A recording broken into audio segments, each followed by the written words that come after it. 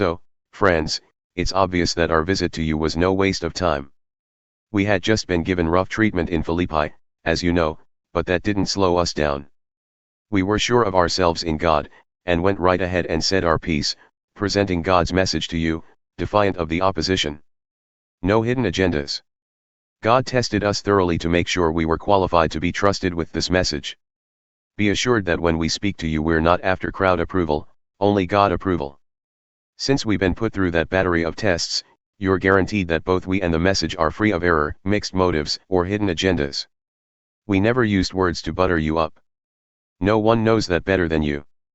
And God knows we never used words as a smokescreen to take advantage of you. Even though we had some standing as Christ's apostles, we never threw our weight around or tried to come across as important, with you or anyone else. We weren't standoffish with you. We took you just as you were. We were never patronizing, never condescending, but we cared for you the way a mother cares for her children. We loved you dearly. Not content to just pass on the message, we wanted to give you our hearts. And we did. You remember us in those days, friends, working our fingers to the bone, up half the night, moonlighting so you wouldn't have the burden of supporting us while we proclaimed God's message to you. You saw with your own eyes how discreet and courteous we were among you, with keen sensitivity to you as fellow believers. And God knows we weren't freeloaders. You experienced it all firsthand.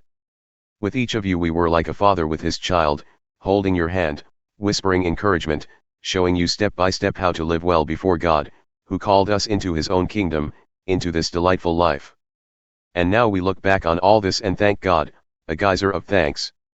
When you got the message of God we preached, you didn't pass it off as just one more human opinion, but you took it to heart as God's true word to you, which it is, God himself at work in you believers.